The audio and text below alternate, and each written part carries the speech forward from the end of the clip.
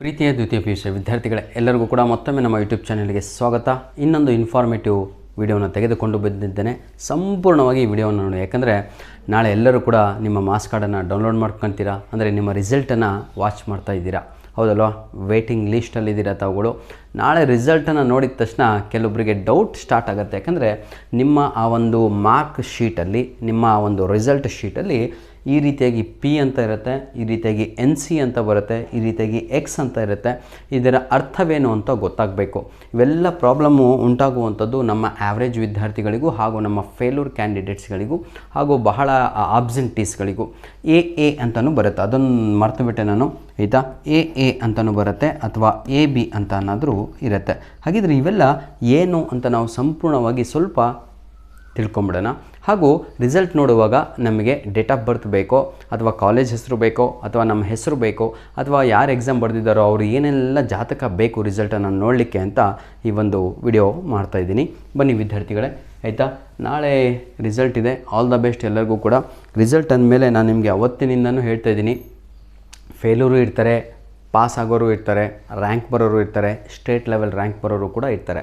ದಯವಿಟ್ಟು ಅದು ಏನೇ ಆಗಲಿ ನಿಮ್ಮ ರಿಸಲ್ಟು ಪ್ರತಿಯೊಬ್ಬರು ಕೂಡ ಈ ವಿಡಿಯೋಗೆ ಪ್ರತಿಯೊಬ್ಬರು ಕೂಡ ಕಮೆಂಟ್ಸನ್ನು ಮಾಡಲೇಬೇಕು. Sir, my percentage is this and my English marks is this ಅಂತ. ಯಾಕಂದರೆ ನಾನು ವೇಟ್ ಮಾಡ್ತಾ ಇರುವಂಥದ್ದು 80 ಔಟ್ ಆಫ್ 80 ಎಷ್ಟು ಜನ ತೆಗೆದುಕೊಂಡಿದ್ದೀರಾ ಅಂತ ಇಂಗ್ಲೀಷಲ್ಲಿ, ಹಾಗೂ 75+ ಎಷ್ಟು ಜನ ತೆಗೆದುಕೊಂಡಿದ್ದೀರಾ, ಹಾಗೂ ನಾನು ಫೇಲ್ ಅಂದ್ಕೊಂಡು ನನ್ನ ವೀಡಿಯೋಸ್ಗಳನ್ನು ನೋಡಿ ಫಸ್ಟ್ ಕ್ಲಾಸಲ್ಲಿ ಪಾಸಾದಂತಹ ನನ್ನ ಇಂಗ್ಲೀಷ್ ಸಬ್ಜೆಕ್ಟಲ್ಲಿ ಯಾರೆಲ್ಲ ಕಮೆಂಟ್ ಮಾಡ್ತೀರಾ ಅಂತ ವೆಯ್ಟ್ ಮಾಡ್ತಾ ಇರ್ತಾನೆ. ಹಾಗಿದ್ರೆ ನಾಳೆ ರಿಸಲ್ಟ್ ನೋಡುವಾಗ, ಆಯಿತಾ, ಇದೇ ವಿಡಿಯೋದ ಡಿಸ್ಕ್ರಿಪ್ಷನ್ ಬಾಕ್ಸಿನ ಕೆಳಗಡೆ ಲಿಂಕ್ ಇದೆ ಸರ್, ಟೆನ್ಷನ್ ತೊಗೋಬೇಡಿ. ಆ ಲಿಂಕ್ ಮೇಲೆ ಕ್ಲಿಕ್ ಮಾಡಿದರೆ ನಿಮಗೆ ಡೈರೆಕ್ಟಾಗಿ ರಿಜಿಸ್ಟರ್ ನಂಬರ್ ಅಂತ ಕೇಳುತ್ತೆ. ಎಕ್ಸಾಮ್ 1 ಇದೇ ರೀತಿಯಾಗಿ ಇರುತ್ತೆ. ಎಕ್ಸಾಮ್ 1 ರಿಸಲ್ಟ್ 2025-26 ಅಂತ ಹಾಕಿಬಿಟ್ಟು ಎಂಟರ್ ಯುವರ್ ರಿಜಿಸ್ಟರ್ ನಂಬರ್ ಅಂತ ಇರುತ್ತೆ. ರಿಜಿಸ್ಟರ್ ನಂಬರ್ ನಿಮಗೆ ಎಲ್ಲರಿಗೂ ಕೂಡ ಗೊತ್ತು, 2026 ಅಂತ ಸ್ಟಾರ್ಟ್ ಆಗುತ್ತೆ. ರಿಪೀಟರ್ಸಿಗೆ 2025 ಅಂತ ಸ್ಟಾರ್ಟ್ ಆಗುತ್ತೆ. ಪ್ರತಿಯೊಬ್ಬರಿಗೂ ಕೂಡ ಇದರ ಬಗ್ಗೆ ನಾಲೆಡ್ಜ್ ಇದೆ. ನಿಮ್ಮ ಹಾಲ್ ಟಿಕೆಟ್ ಕಳ್ಕೊಂಡಿದ್ರು ಚಿಂತೆ ಇಲ್ಲ ಸರ್, ರಿಜಿಸ್ಟರ್ ನಂಬರ್ ಗೊತ್ತಿದ್ದರೆ ಸಾಕು. ರಿಜಿಸ್ಟರ್ ನಂಬರನ್ನು ಎಂಟ್ರಿ ಮಾಡಿ, ಇಲ್ಲಿ ನಿಮಗೊಂದು, ಆಯಿತಾ, ಬಟನ್ ರೀತಿ ಸಿಗುತ್ತೆ. ಇಲ್ಲಿ ನಿಮಗೆ ಚೂಸ್ ಯುವರ್ ಕಾಂಬಿನೇಷನ್ ಅಂತ ಇರುತ್ತೆ. ಈ ಬಟನ್ ಮೇಲೆ ಕ್ಲಿಕ್ ಮಾಡಿದ ತಕ್ಷಣ ಈ ಬಾಕ್ಸಲ್ಲಿ ಒಂದು, ಆಯಿತಾ, ಮಾರ್ಕ್ ಕ್ಲಿಕ್ ಮಾಡಿದ ತಕ್ಷಣ ನಿಮಗೆ ಇಲ್ಲಿ ಆರ್ಟ್ಸ್ ಅಂತ ತೋರಿಸುತ್ತೆ, ಸೈನ್ಸ್ ಅಂತ ತೋರಿಸುತ್ತೆ, ಕಾಮರ್ಸ್ ಅಂತ ಬರ್ತಾ ಇರುತ್ತೆ. ನಿಮ್ಮ ಕಾಂಬಿನೇಷನ್ ಯಾವುದು? ಸೈನ್ಸ್ ಮಕ್ಕಳಿದ್ದರೆ ಸೈನ್ಸ್ ಅಂತ ಸೆಲೆಕ್ಟ್ ಮಾಡಿ, ಆರ್ಟ್ಸ್ ಆದರೆ ಆರ್ಟ್ಸ್ ಅಂತ ಮಾಡ್ಕೊಳ್ಳಿ, ಕಾಮರ್ಸ್ ಆದರೆ ಕಾಮರ್ಸ್ ಅಂತ ಮಾಡ್ಕೊಂಡು ಡೈರೆಕ್ಟಾಗಿ ಸಬ್ಮಿಟ್ ಅಂತ ಕೊಟ್ಟರೆ ಮುಗೀತು. ಬಟನ್ ಮೇಲೆ ಅಥವಾ ಓಕೆ ಅಂತ ಸಬ್ಮಿಟ್ ಅಂತ ಕೊಟ್ಟ ತಕ್ಷಣ ಈ ರೀತಿಯಾಗಿ ನಿಮ್ಮ ಮಾರ್ಕ್ ಶೀಟು ಓಪನ್ ಆಗುತ್ತೆ. ಆ್ಯಸ್ ಇಟ್ ಈಸ್ ಇದೇ ರೀತಿಯಾಗಿ ನಿಮ್ಮ ಮಾರ್ಕ್ ಶೀಟ್ ಬರುತ್ತೆ. ಮೊದಲು ಬರುವಂಥದ್ದು ಇಂಗ್ಲೀಷ್ ಅಂಕಗಳು.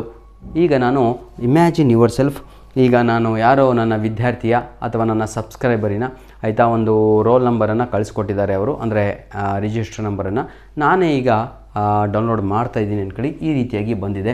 ಇಂಗ್ಲೀಷಲ್ಲಿ ಥಿಯರಿ ಮಾರ್ಕ್ಸು, ಆಯಿತಾ, 80ಕ್ಕೆ ಇರುವಂಥದ್ದು ಇದೆಲ್ಲದು ಕೂಡ, ಹೌದಲ್ವಾ? ಈಗ 80ಗೆ ಅವರು ತೆಗೆದುಕೊಂಡಿರುವಂಥದ್ದು 70 ಅಂದ್ಕೊಳ್ಳಿ. ಇಂಟರ್ನಲ್ ಇದ್ದಿದ್ದು 20 ಮಾರ್ಕ್ಸಿಗೆ ಇಂಟರ್ನಲ್ ಮಾರ್ಕ್ಸು.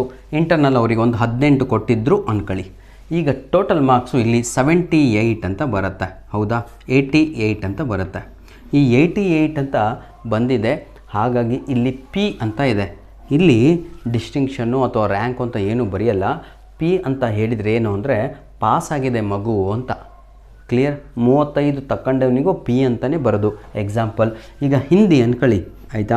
ಈಗ ನನ್ನ ಒಬ್ಬರು ಸಬ್ಸ್ಕ್ರೈಬರು ಹಿಂದಿಯಪ್ಪ, ಇಲ್ಲಿ ಬರೀ 24 ಮಾರ್ಕ್ಸ್ ತಗೊಂಡಿದ್ದಾರೆ, ಜಸ್ಟ್ ಪಾಸ್. ಇದು 24 ಥಿಯರಿನಲ್ಲಿ 80ಕ್ಕೆ 24 ತಗೊಂಡಿದ್ದಾರೆ ಅಂದ್ಕೊಳ್ಳಿ. ಇಲ್ಲಿ ಅವರಿಗೆ 20ಕ್ಕೆ 20 ಇಂಟರ್ನಲ್ ಸಿಕ್ಕಿತ್ತು, ಆವಾಗ ಅವರ ಅಂಕಗಳು 44 ಆಗುತ್ತೆ, 44. ಅವರಿಗೂ ಕೂಡ ಪಾಸ್ ಅಂತ ಹಾಕ್ತಾರೆ. ಕ್ಲಿಯರಾಗಿ ಹೇಳ್ಕೊಡ್ತಾಯಿದ್ದೀನಿ, ತಿಳ್ಕೊಳ್ಳಿ.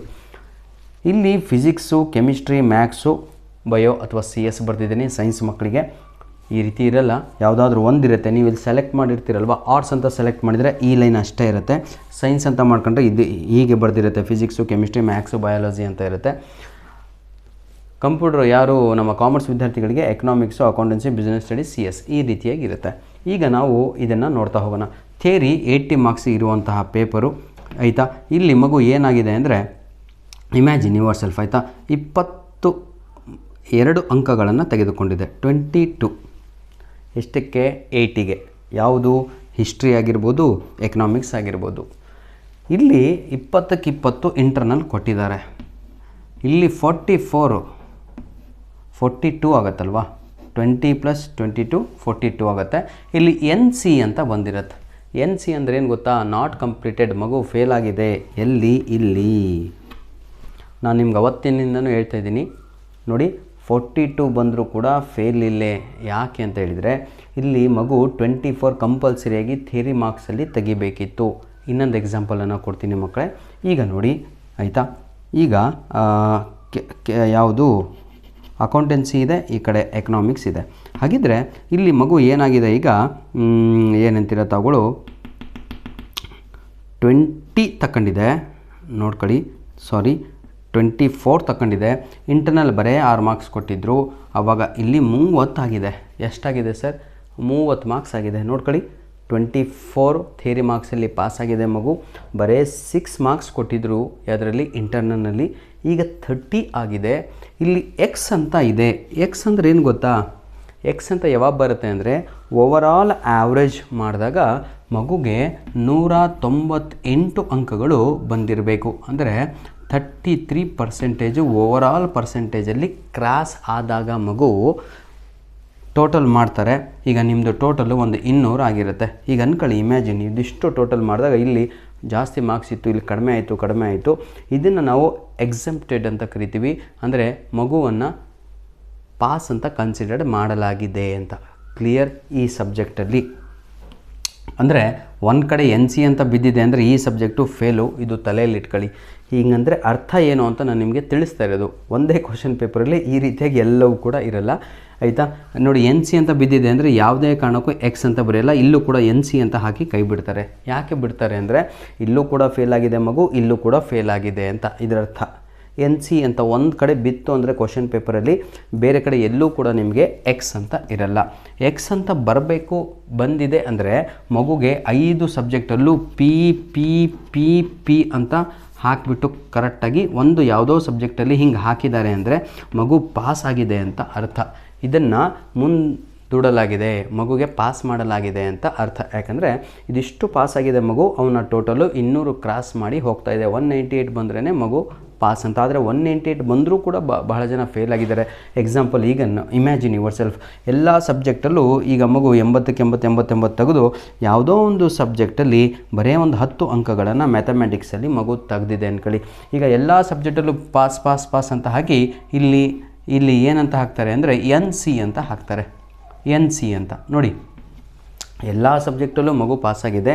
ಆದರೆ ಮ್ಯಾಥಮೆಟಿಕ್ಸಲ್ಲಿ ಬರೀ 10 ಮಾರ್ಕ್ಸನ್ನು ತೆಗೆದುಕೊಂಡಿದೆ. ಇಲ್ಲಿ 20ಕ್ಕೆ 20 ಇಂಟರ್ನಲ್ ಕೊಟ್ಟಿದ್ದಾರೆ. ಅದು 20ಕ್ಕೆ 20, ಅದು 30 ಆಯಿತು. ಆದರೂ ಕೂಡ ಮಗು ಫೇಲು. ಯಾಕೆಂದರೆ ಥಿಯರಿ ಎಕ್ಸಾಮಲ್ಲಿ ಮಗು ಫೇಲ್ ಆಗಿದೆ. ಥಿಯರಿ ಎಕ್ಸಾಮಲ್ಲಿ ಫೇಲ್ ಆದವನಿಗೆ ಯಾವುದೇ ಕಾರಣಕ್ಕೂ ಇಲ್ಲಿ ಪಾಸ್ ಮಾಡಲಾಗುವುದಿಲ್ಲ. ಇಷ್ಟಂತೂ ಕ್ಲಿಯರ್, ಮತ್ತೇನೂ ಇಲ್ಲ. ಧನ್ಯವಾದಗಳು. ನಿಮ್ಮ ಪ್ರೀತಿ ವಿಶ್ವಾಸ ಸದಾ ಹೀಗಿರಲಿ. ಯಾರಾದರೂ ಎಕ್ಸಾಮಿಗೆ ಆಬ್ಸೆಂಟ್ ಆಗಿದ್ದರೆ ಯಾವುದಾದ್ರೂ ನಿಮಗೆ AB ಅಂತ ಬರುತ್ತೆ ಅಥವಾ AA ಅಂತ ಅಲ್ಲಿ ಮೆನ್ಷನ್ ಮಾಡಲಾಗಿರುತ್ತೆ. ಇದಿಷ್ಟು ಸರ್, ಹಾಗಿದ್ರೆ ನಮ್ಮ ಪರ್ಸೆಂಟೇಜ್ ಎಲ್ಲಾದರೂ ಬರೆದಿರ್ತಾರೆ. ಈ ಒಂದು ಮಾರ್ಕ್ ಶೀಟಿನ ಕೆಳಗಡೆ 3 ಲೈನ್ ಬರುತ್ತೆ. ಈ 3 ಲೈನಲ್ಲಿ ಒಂದು ಕಡೆ ನಿಮಗೆ ಗ್ರ್ಯಾಂಡ್ ಟೋಟಲ್ ಇರುತ್ತೆ, ಇನ್ನೊಂದು ಕಡೆ ಪರ್ಸೆಂಟೇಜ್ ಇರುತ್ತೆ, ರಿಸಲ್ಟ್ ಅಂತ ಹಾಕಿ ಪಾಸ್ ಅಂತ ಹಾಕಿರ್ತಾರೆ. ಈ ರೀತಿಯಾಗಿ ಇರುತ್ತೆ. ಧನ್ಯವಾದಗಳು. ಈಗ ನಿಮಗೆ ಸಂಪೂರ್ಣವಾಗಿ ಅರ್ಥ ಆಯಿತು ಅಂದ್ಕೊಂಡಿದ್ದೀನಿ. ದಯವಿಟ್ಟು ಕಮೆಂಟಲ್ಲಿ ತಗೊಳ್ಳು, ಎಷ್ಟು ಅಂಕಗಳನ್ನು, ಎಷ್ಟು ಪರ್ಸೆಂಟೇಜನ್ನು ಮಾಡಿದ್ರಿ, ಹಾಗೂ ಸ್ಟೇಟ್ ಲೆವೆಲ್ ಯಾರಾದರೂ ನಮ್ಮ ಸಬ್ಸ್ಕ್ರೈಬರ್ ರ್ಯಾಂಕ್ ಬಂದಿದ್ದಾರಾ ಅಂತ ತಿಳಿಸಿದರೆ ಬಹಳ ಖುಷಿ ಆಗುತ್ತೆ ಅಂತ ಹೇಳ್ತಾ ವಿಡಿಯೋನ ಇಲ್ಲಿಗೆ ಮುಗಿಸ್ತಾ ಇದ್ದೇವೆ. ಧನ್ಯವಾದಗಳು. ಎಕ್ಸಾಮ್ 2 ಇದೆ, ಮರೆಯಬೇಡಿ. God bless you all.